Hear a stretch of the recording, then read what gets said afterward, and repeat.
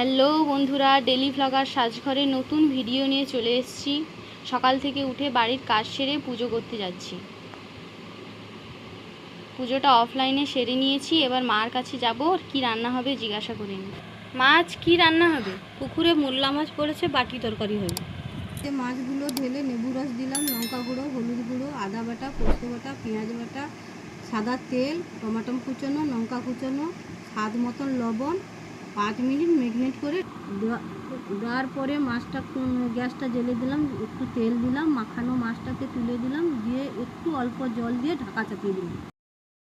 কাটা খুলে দেখে নেব মাছটা সিদ্ধ হয়েছে কিনা। দেখুন মা কত সুন্দর রান্নাটা করেছে। রান্নাটা হয়ে গেছে, এবার আমি প্লেটে ঢেলে নিচ্ছি। আজ এই পর্যন্ত, দেখা হচ্ছে নেক্সট ভিডিওতে।